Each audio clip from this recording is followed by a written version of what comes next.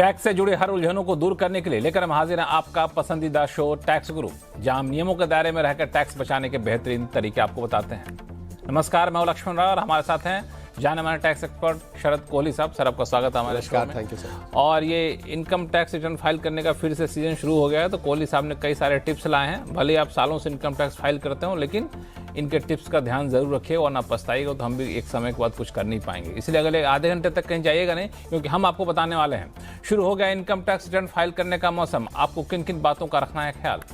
खेती से फर्जी कमाई दिखाकर टैक्स बचाने वालों पर इनकम टैक्स डिपार्टमेंट का बढ़ा शिकंजा, हो जाएं सावधान। और साथ ही साथ अगर विदेशी म्यूचुअल फंड में कर रहे हैं निवेश तो आईटीआर में कहां दिखाना है आमदनी। इन सारे मुद्दों पर चर्चा करेंगे, लेकिन सबसे पहले मुद्दा जो हर इनकम टैक्स पेयर्स के लिए, इनकम टैक्स चुकाने वाले हर लोगों के लिए या फिर इनकम टैक्स रिटर्न फाइल करने वालों के लिए जानना जरूरी है, वो है इनकम टैक्स रिटर्न फाइलिंग का।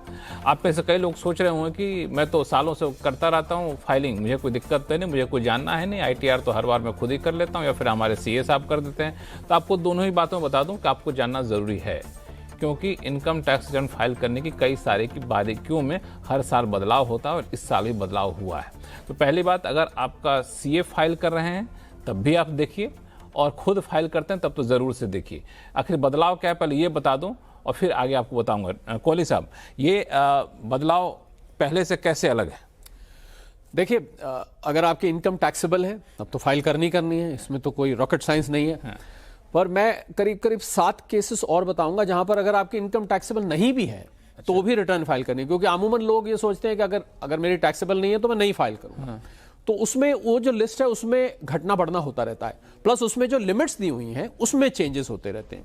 तो सबसे पहला केस तो ये है, अगर आपकी इनकम बेसिक एग्जाम्पशन लिमिट से ऊपर है तो आपको फाइल करनी जरूरी है ही है। ये तो सबसे कॉमन चीज है। उसके बाद अगर हम आए तो कुछ खर्च जो आप करते हैं, अगर आप लक्ष्मण मान लीजिए आपका बिजली का बिल साल का 1 लाख रुपए से ऊपर का है तो आपको रिटर्न फाइल करनी जरूरी है, भले ही आपकी इनकम टैक्सेबल ना हो। या आपने किसी विदेशी ट्रिप पे 2 लाख रुपए खर्च किए हैं, भले ही आपकी इनकम टैक्सेबल नहीं है, तब भी आपको रिटर्न फाइल करनी पड़ेगी। तो ये हालांकि जिनके बिजली का बिल 1 लाख, कितना बताया आपने? 1 लाख से ज्यादा, उनको तो आमदनी ठीक ठाक होती ही होगी। नहीं, जरूरी नहीं है। 1 लाख रुपए बिजली का बिल है। कई बार ऐसा होता है ना कि कोई बिजली का बिल आपके नाम है पर घर में कोई दूसरा व्यक्ति कमाता है। अच्छा। ऐसा भी कई दफे होता है, पर क्योंकि आपके नाम बिजली का बिल है। हाँ, ये टेक्निकल पॉइंट होता है। तो आपको फाइल करनी पड़ेगी रिटर्न। इसके अलावा मान लीजिए आपने बैंक में डिपॉजिट किया, अब यहां पर लिमिट में चेंज आया है, आपने अपने सेविंग्स अकाउंट में सभी सेविंग्स अकाउंट्स में जोड़ के 50 लाख रुपए या उससे ऊपर जमा किए हैं तो आपको रिटर्न फाइल करना जरूरी है। और अगर करंट अकाउंट में 1 करोड़ किया है तो अब आप ये पूछेंगे फिर आपका वही वाला सवाल कि अगर 50 लाख जमा किए हैं बैंक तो आमदनी तो होगी, तो भाई तो आमदनी तो है ही। पर कई दफे क्या होता है कि आपको कहीं से लोन रिपेमेंट आई होती है, कई दफे आपका कोई पुराना फिक्स डिपॉजिट मैच्योर हुआ होता है, कई दफे किसी ने गिफ्ट दिया होता है। ऐसे केसेस में इनकम नहीं होती है, किसी रिश्तेदार ने गिफ्ट दिया है। परंतु बैंक में सभी सेविंग्स अकाउंट में मिला के, ये ध्यान रखिएगा, एक सेविंग्स अकाउंट नहीं, अगर 50 लाख रुपए से ज्यादा का है तो आपको रिटर्न फाइल करनी मैंडेटरी हो जाती है। इसके बाद आगे चले, आप कोई बिजनेस, छोटा मोटा बिजनेस प्रोफेशन चलाते हैं, वहां पर आपकी 60 लाख रुपए टर्नओवर है तो आपको जरूरी है, भले ही आपकी जो प्रॉफिट आ रही हो लक्ष्मण वो टैक्सेबल ना हो।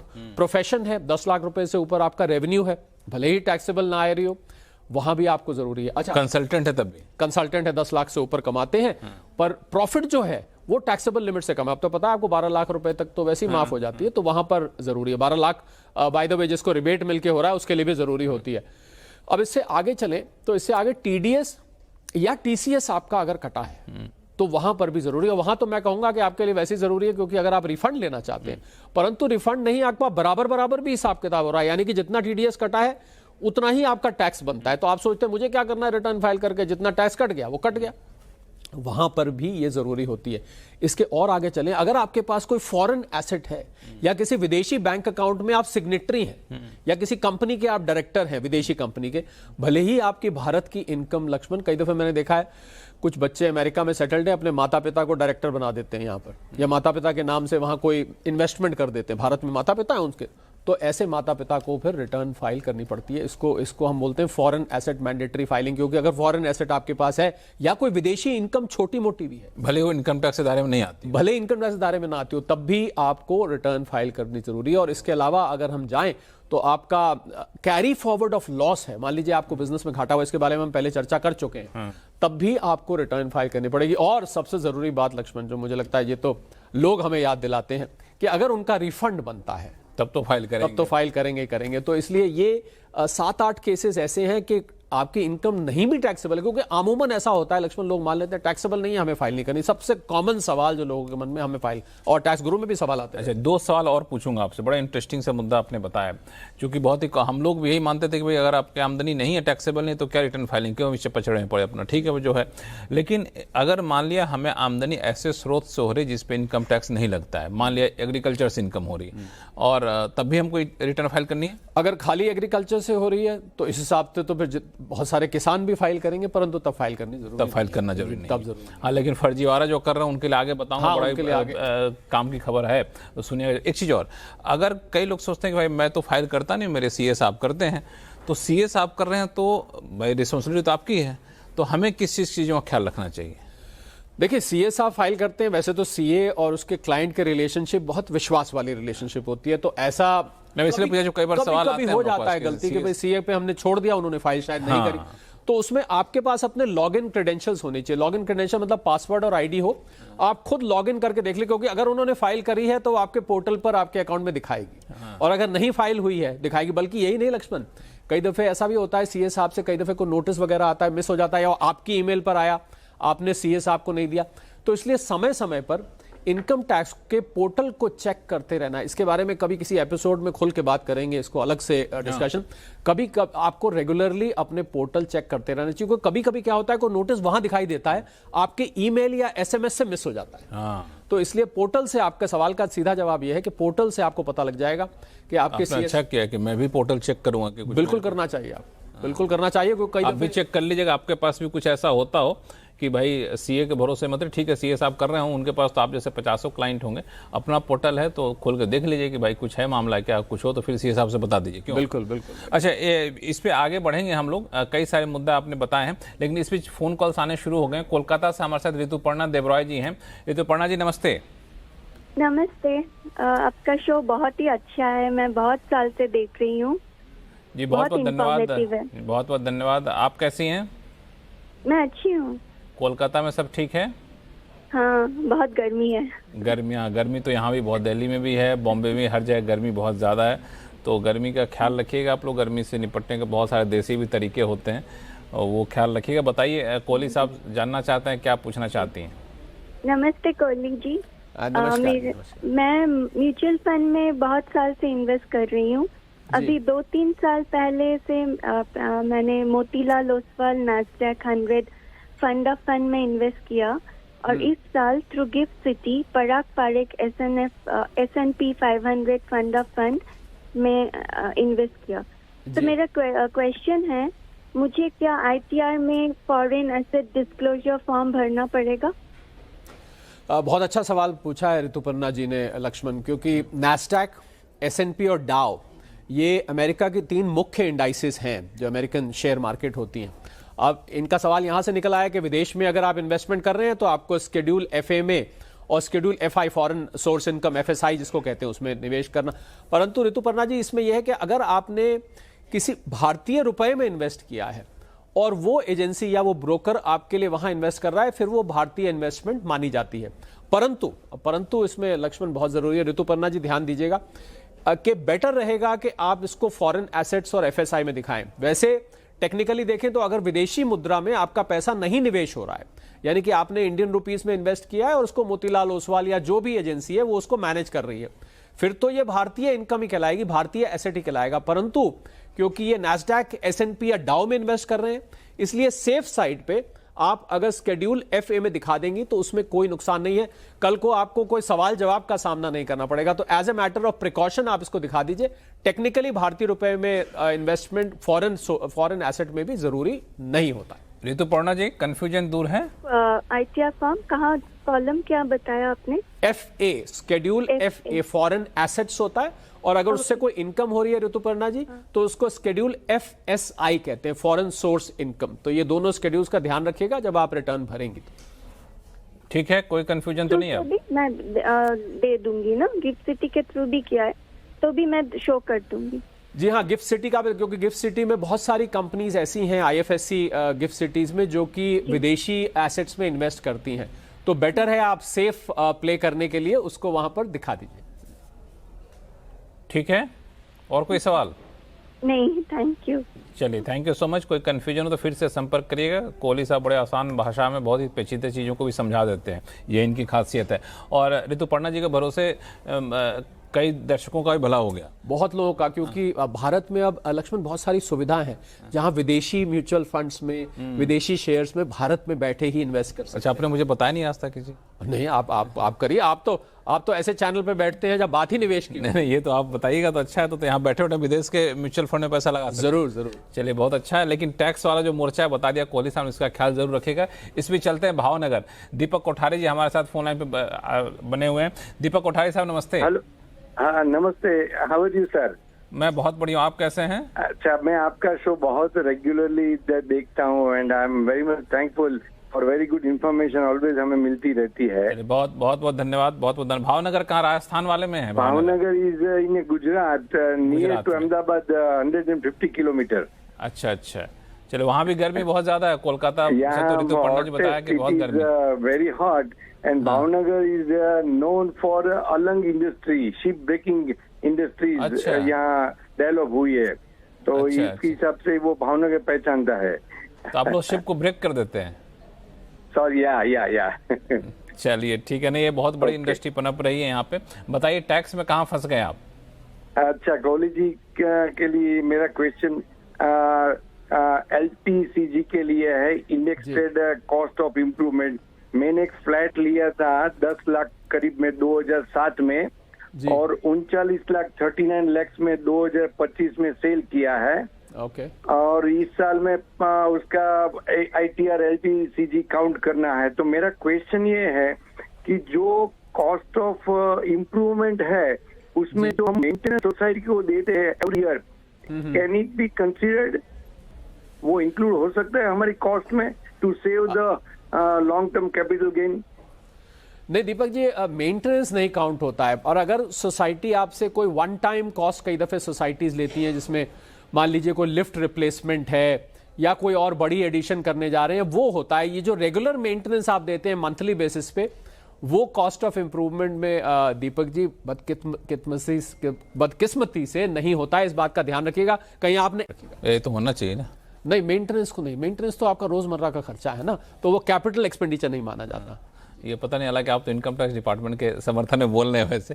ठीक है, नियम जो आपने बताया, मेरा बस चले तो आप जो चाय पी रहे हैं वो भी इंक्लूड कर दें। लेकिन ये है कि जो नियम है वो इन्होंने बता दिया आपको कि इसमें जो है शामिल होता नहीं है। कोई दिक्कत तो नहीं दीपक जी? अब कंफ्यूजन दूर हो गया? बस I know, I can understand it कि इसमें ये इंक्लूड नहीं होगा। Thank you very much. चलिए, बहुत बहुत धन्यवाद। और कुछ दिक्कत हो तो फिर से आइएगा tax@moneycontrol.com पे, आपके सवालों को सुलझाएंगे। और कई सारे सवाल आ रहे हैं, लेकिन छोटा सा ब्रेक लेना होगा। ब्रेक के बाद आपको बताएंगे एक बड़ी महत्वपूर्ण खबर। आपने पिछले दिनों में खबर पढ़ी होगी कि ऐसे ऐसे लोगों ने इनकम टैक्स में रिबेट क्लेम कर लिया जिनको करोड़ों की आमदनी हो रही थी एग्रीकल्चर से, और जब पता चला तो उनको जमीन ही नहीं है। अब अगर जमीन दिखाए, उन्होंने आमदनी दिखा दी करोड़ों को, इनकम टैक्स को चपत लगा दिया। तो अब ऐसा होगा नहीं, क्योंकि इनकम टैक्स डिपार्टमेंट आपके घर पे गए बगैर, आपकी जमीन पर गए बगैर वो पता लगा लेगा कि आप ये फर्जी काम कर रहे हैं क्या। इसलिए बहुत सतर्क रहना। डिटेल में बताएंगे छोटे से ब्रेक के बाद, कहीं जाइएगा नहीं।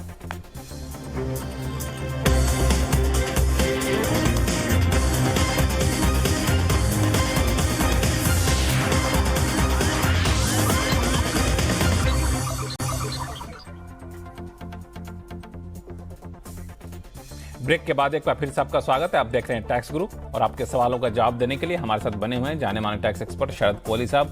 कोहली साहब, लोगों को सवाल लूँ मैं, लेकिन एक मुद्दा जो ब्रेक पे जाने से पहले लोगों को आगाह भी किया था कि बहुत सारे लोग ऐसे पकड़ में आए हैं जो कह रहे थे कि ये पैसा हमारे पास जो आया है वो खेती से पैसा है, एग्रीकल्चर इनकम है, और जब छानबीन किया इनकम टैक्स डिपार्टमेंट ने तो पाया कि उनके पास तो ज़मीन ही नहीं है। ज़मीन है तो छोटी सी ज़मीन है, जहाँ पे 10,000 की आमदनी नहीं हो सकती वहाँ पे 10 करोड़ की आमदनी दिखा दी है। तो ये माजरा क्या है? तो इन खबरों को पढ़ के पहली बात तो ये, जिनको खेती से आमदनी होती है उनको डर जाना चाहिए, या फिर खेती की आमदनी के नाम पे जो फर्जीवाड़ा कर उनको सतर्क हो जाना चाहिए। लक्ष्मण, 300 के करीब केसेस अभी तक मिल चुके हैं और 50 लाख से 400 करोड़ तक उन्होंने एग्रीकल्चर इनकम दिखाई है इन केसेस में। और 3 तरीके से था, कहीं तो ज़मीन ही नहीं थी, कहीं ज़मीन थी तो जितनी ज़मीन थी उसके मुकाबले में जो उपज थी, जो उसका रेवेन्यू था वो उससे मैच नहीं करता था, और तीसरे केस में ज़मीन थी, उपज हो सकती थी पर उस ज़मीन पे कोई एक्टिविटी ही नहीं थी खेती की, खाली ज़मीन ही ज़मीन थी। तो अब डिपार्टमेंट ने एक मुहिम लॉन्च करी जिसको उन्होंने बोला सक्षम। इस सक्षम के अंदर लैंड मैपिंग करी जा रही है और सैटेलाइट से करी जा रही है। आप बता रहे हैं मेरी इस गांव में इस जगह पर ज़मीन है, तो उसको अब तो सैटेलाइट से आपको हैरानी होगी, आपकी छत में अगर ऊपर से खोला है तो आपके आंगन में भी झांका जा सकता है। तो सैटेलाइट में ऐसी टेक्नोलॉजी उपलब्ध है कि उसको जूम करके कहीं भी, तो उसकी सैटेलाइट के द्वारा मैपिंग की जा रही है, मिलाया जा रहा है कि आपकी कितनी, और सरकार को अब ये भी पता है सीबीडीटी को कि कितनी ज़मीन पर कितनी उपज हो सकती है। अब किसी ने अपनी छोटी सी पीछे की क्यारी में अगर 5 करोड़ की इनकम दिखा दी किचन गार्डन में, तो ये तो फिर कान खड़े होंगे ही होंगे। तो कितनी 1 एकड़ ज़मीन है तो आप ज़्यादा से ज़्यादा उस इलाके में क्या उगा सकते हैं, 2 एकड़ ज़मीन है तो क्या उगा सकते हैं, 10 हेक्टेयर ज़मीन है तो क्या उगा सकते हैं, और उसमें से ज़्यादा कितनी आप। तो इसलिए मैंने देखा है कुछ लोग थोड़ा सा कृषि इनकम क्योंकि माफ़ है उसको दिखाने में लापरवाही करते हैं, और कई दफ़े इसको जैसे देसी भाषा में कहा जाता है पैसे को वाइट करने का टूल भी इस्तेमाल किया जाता है। तो मैं हालांकि मैं मानता हूं हमारे टैक्स गुरु के जितने भी दर्शक हैं उनमें कोई ऐसा नहीं है, परंतु आप जिनके संपर्क में हो उनको आप आगाह करिए कि जब कृषि की इनकम दिखाएं तो मंडी समिति की रसीद होनी चाहिए, बैंक में ट्रांजैक्शन होना चाहिए, पूरे लैंड रिकॉर्ड्स होने चाहिए, क्या फसल उगती है इसका रिकॉर्ड होना चाहिए, आपके खेत पर लक्ष्मण जो काम काज करते हैं लोग उनके नाम होने चाहिए, क्या काम उनसे आप कराते हैं, कौन उसमें इरिगेशन सिंचाई का काम करता है, कौन बीज बुआई का काम करता है, कौन कटाई का काम करता है। आपको अपनी एग्रीकल्चर इनकम को पूरी तरह से सिद्ध करना पड़ेगा। खाली ये कह देना कि मेरे पास इतनी जमीन है और मेरी इतनी कृषि की आय है, ये काफी नहीं होगा आपसे इस सक्षम मुहिम के अंतर्गत। अब एक चीज मुझे बताइए कि कई लोग पूछ रहे होंगे कि इनकम टैक्स डिपार्टमेंट को कैसे पता कि हमें जो आमदनी हुई है खेती से वो हमारी जमीन यहाँ पे और सैटेलाइट से वहीं जाकर जूम इन कर लेंगे? क्योंकि आपको जमीन का पता तो देना पड़ता है, ये तो रिटर्न का पता आप भरेंगे ना, जमीन का पता तो भरेंगे ना आप, ये तो फिर तो बिल्कुल ही हवा में काम हो जाएगा। खाता खेसरा नंबर टाइप से, हाँ, वो आपको एड्रेस देना पड़ता है, तो आप उस एड्रेस के जरिए डिपार्टमेंट उसकी मैपिंग कर रहा है। और खासकर उन केसेस में लक्ष्मण जहां पर ये ज्यादा, मैंने बताया ना 50 लाख से 400 करोड़ तक की आय दिखाई गई है। 400 करोड़, आप सोचिए कृषि की आय। तो अंडा खाने की बजाय मुर्गी खाना शुरू कर देंगे तभी जो है ये। लेकिन ये बिल्कुल आप अब इन सब गफलत मत रहिए। इनकम टैक्स डिपार्टमेंट अब बिल्कुल आईटी एनेबल्ड हो गया है, बिल्कुल, और सैटेलाइट एनेबल्ड है। तो बहुत सारे टूल्स हैं जो पता लगा आपके पास घर में 1 गाड़ी है कि 2 गाड़ी है, पार्किंग पे जूम इन करके देख सकते हैं। इस लेवल तक का मामला जा चुका है। और इन सब में होता क्या है, 2 पैसे बचा लेंगे, फंसेंगे तो 4 पैसे देने पड़ेंगे। इससे अच्छा है कि जो बनता है वो दे दीजिए, और इनकम टैक्स को पैसा देंगे तो आप ही के पास वापस आना, अच्छी सड़कें बनेंगी, आपको अच्छी सुविधाएं मिलेंगी। तो ये सब काम मत करिएगा कि फर्जी आमदनी दिखाई एग्रीकल्चर से और फिर जो है सो टैक्स बचा लिया, क्योंकि बहुत पैनी नज़र है इनकम टैक्स डिपार्टमेंट की। तो ये कोहली साहब ने बहुत साफ कर दिया। अच्छा, एक सवाल और कि एग्रीकल्चर इनकम अगर वाकई किसी को, तो उस पर कोई चिंता करने की बात नहीं है? हाँ, एग्रीकल्चर कोई एहतियात बरतने की जरूरत नहीं। एहतियात जो मैंने बताया ना आपको, आप मंडी समिति की रसीद रखिए, बैंक में पैसे आने चाहिए, जो लेबर काम करिए उसका रिकॉर्ड चाहिए, लैंड रिकॉर्ड्स होने चाहिए, वो सब आप रखिए और दिखाइए। हालांकि सर रखना भी थोड़ा सा मुश्किल ही होता है। देखिए, मंडी समिति की रसीद कौन रखता है? नहीं रखते। आपने जो सवाल पहले पूछा था ना लक्ष्मण कि क्या जितने जो किसान हैं ऐसे तो उन सबको रिटर्न फाइल करनी, दिक्कत वहां आती है जब आपकी कृषि इनकम भी है और दूसरी इनकम, तभी आप रिटर्न फाइल कर रहे हैं ना, जिसके लिए पार्शियल इंटीग्रेशन का एक फॉर्मूला दिया हुआ है आयकर में कि आप जो एक तरीका होता है कि दूसरी इनकम के साथ एग्रीकल्चर इनकम को जोड़ के किस प्रकार से निकाला जाता है। तो वही समस्या, खाली कृषि इनकम है तो वो तो भारत के बहुत सारे गिनती में किसान हैं जिनके लिए किसान सम्मान निधि चलता है, और भी किसान है। खाली खेती दिक्कत आती है जहां पर दोनों किस्म की इनकम होती है। भाई इस पे हम ऐसा करें, एक अच्छे से अलग से डिस्कशन करेंगे, बहुत लोगों की दिलचस्पी इसमें है, लेकिन इसमें चूंकि कई सारे फोन कॉल्स आ चुके हैं, उनसे भी बात करना जरूरी है। मुंबई से मुकुंद शाह साहब आ चुके हैं। मुकुंद शाह साहब नमस्ते। हाँ जी नमस्ते। कैसे हैं आप? इंडिविजुअल टैक्स के बारे में मेरा 2 सवाल है। कोहली साहब हैं, दोनों सवालों के जवाब देंगे। बताइए सवाल क्या है। हाँ जी। Number 1, under the new tax regime जी ये जो ATG या कोई सेक्शन में हम जो पब्लिक चैरिटेबल ट्रस्ट है, अपाही जो कि स्कूल है या हॉस्पिटल है, उसमें जो डोनेशन देते हैं वो एग्जेम्पशन अलाउड है या नहीं। और दूसरा सवाल है कि 1,25,000 तक जी शेयर ट्रेडिंग का जो प्रॉफिट है वो एग्जेम्प्ट है। जी तो इसमें क्या होता है, जब हम इनकम टैक्स रिटर्न भरते हैं तो पिछले साल वाला अगर समझो मेरा 60,000 का लॉस है, कैरी ओवर किया है, जी तो वो 125 में से क्यों डिडक्ट हो जाता है? इट शुड बी रादर 125 के बदले समझो 2 लाख मेरा हो गया तो उसमें से वो डिडक्ट होना चाहिए। तो इसमें मुझे वो लॉस का कैरी ओवर का तो बेनिफिट मिलता ही नहीं है। मेरे सवाल पूरे हो गए। देखिए, पहले आपने ATG का पूछा, जो पुराने टैक्स सिस्टम के अंदर ATG हम बोलते थे, पर क्योंकि अभी इस साल लोग पिछले साल के रिटर्न फाइल कर रहे हैं लक्ष्मण, तो हम पिछले साल के सेक्शन का इस्तेमाल कर रहे हैं। न्यू रेजीम में नहीं है, न्यू रेजीम में ये बेनिफिट आपको नहीं मिलेगा। पहले तो आप ये ध्यान रखें, न्यू रेजीम में जो चैप्टर 6A की डिडक्शंस होती थी ये अवेलेबल नहीं है, ओल्ड रेजीम में ये अवेलेबल है। दूसरा आपने पूछा 1,25,000 का, तो 1,25,000 का ये जब आप उसको सेट ऑफ वगैरह कर लेंगे उसके बाद आप इसको लेंगे, तो हो सकता है आप आगे पीछे कर रहे हो। एक दफे चेक करके देखिएगा कि आप पहले क्या डाल रहे हैं। पहले आप अपना जो पुराना जो ब्रॉड फॉरवर्ड लॉस है या जो आपको और शॉर्ट टर्म या long term capital gain loss हुआ है, पहले आप उसको सेट ऑफ करें, उसके बाद आप 1,25,000 को यूज करें। आप इसको करके देखिएगा और हमें बताइएगा, क्योंकि कई दफे लक्ष्मण क्या होता है कि आप कॉलम को अगर आगे पीछे कर देते हैं तो उससे वो, क्योंकि उसमें कैलकुलेटर्स इन बिल्ट हैं, तो अपने आप उठाता है। तो इसलिए इसको करके देखिएगा और हमें बताइएगा। दिक्कत तो दूर हो गई शाह साहब? हाँ जी, थैंक यू। चलिए, थैंक यू। और फिर हो तो बताइएगा, जैसा कोहली साहब ने बताया। इस पर चल लेते हैं भोपाल फटाफट। आकाश मेहता साहब हैं। आकाश मेहता साहब, नमस्ते। नमस्ते सर। बताया जाए। सर, मेरा सवाल है कि जैसे अपन प्रॉपर्टी खरीदते उस पर 1% TDS काट के भरते, जैसे अपन ने फाइनेंशियल 23-24 में 1% TDS भरा है, फिर उसी प्रॉपर्टी का 24-25 और 25-26 में TDS भरा है, और फिर न्यू इनकम टैक्स एक्ट 26-27 में भी 1% TDS भरा है, और अब किसी कारण अपन प्रॉपर्टी कैंसिल कर दे, बिल्डर पैसे देने के लिए रिफंड करने के लिए तैयार है। जो 1% TDS है वो बायर को कहाँ से लेना पड़ेगा? बिल्डर देगा, डिपार्टमेंट देगा, या नया बायर जो प्रॉपर्टी खरीदा उससे लेगा? बहुत ही अच्छा सवाल, बड़ा इंटरेस्टिंग क्वेश्चन है। इन्होंने प्रॉपर्टी बुक करी लक्ष्मण और फिर बाद में कैंसिल हो गई, तो उन्होंने पैसा तो वापस कर दिया, पर जो TDS था, अब देखिए आकाश जी, इसमें दिक्कत क्या है कि TDS उसके खाते में जा चुका है, क्योंकि आपने उसके पैन नंबर पे जमा किया है। तो अब वो उसने आपको वो अगर रिफंड नहीं किया है तो वो अपने, उसको आप ये समझाइए कि जब वो अपनी रिटर्न फाइल करेगा बिल्डर, तो उसमें उसको उस टैक्स का क्रेडिट मिलेगा।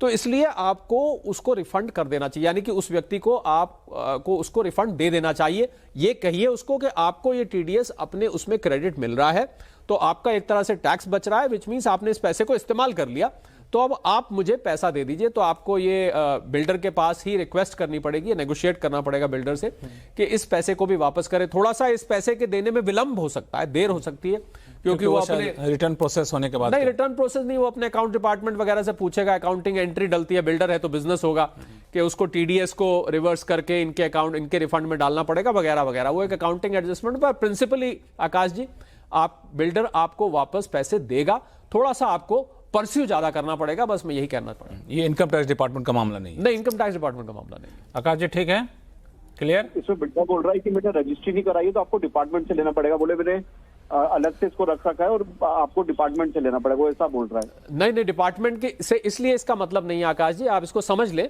क्योंकि पैसा आपने बिल्डर का काट के उसके पैन नंबर पर आपने तो जमा कर दिया, आप तो एक तरह से डिडक्टर हो गए, और ये क्रेडिट में गया बिल्डर के। इसको समझिए, अगर बिल्डर के क्रेडिट में गया है तो बिल्डर अपनी रिटर्न फाइल करके लेगा, आपने तो अपनी एक जिम्मेवारी थी पूरी कर दी। हाँ, अगर वो नहीं देता है और आपका ये सारी नेगोशिएशन फेल हो जाती है, तो आप CP जो सेंट्रल प्रोसेसिंग होता है TDS में, वहां एक शिकायत दर्ज कर सकते हैं, उनका उनके पैन लेके कि इस व्यक्ति ने हमारा TDS लिया है और ये मकान हमारा कैंसिल हो गया, ये हमारा TDS रिफंड नहीं कर रहा है। पर मुझे लग रहा है उसका नौबत नहीं आई। जो इन्फॉर्मेशन आपको दी है लक्ष्मण, वो गलत दी है। आयकर विभाग से आप कैसे ले सकते हैं, क्योंकि पैन नंबर तो उनका है, तो किसी और के पैन पे हम कैसे रिफंड, और खाते तो उनके पैसे गए। हाँ, खाते में ये तरीका अपनाएगा, थोड़ा सा मुश्किल होता है, बिल्डर लोग हम बहुत सारी थोड़े से चीजें वो होती हैं, टफ होते हैं, लेकिन यही है कि पैसा उनके खाते में गया, उनके पैन पे गया है तो उनको देना है, और रिटर्न फाइल कर दिखा सकते हैं कि पैसा टीडीएस का था और हमने लिया नहीं पेमेंट। नहीं, मतलब वो अपने रिटर्न में दिखाएंगे, वो अपने रिटर्न से तो दिखाएंगे। कोई उसका लेना देना नहीं है जी। चलिए आकाश जी, बहुत बहुत धन्यवाद हमारे साथ जुड़ने के लिए, और कोहली साहब बहुत बहुत शुक्रिया सभी सवालों का बेहद आसान भाषा में जवाब देने के लिए। और टैक्स गुरु में फिलहाल इतना ही। आपके पास कोई भी सवाल हो, चाहे इनकम टैक्स से जुड़ा हुआ या फिर जीएसटी से, तो हमें लिख भेजिए tax@moneycontrol.com पे, और सवाल जब लिखे तो अपना नाम और मोबाइल नंबर लिखना ना भूलें। और देखते रहिए CNBC आवाज़। नमस्कार।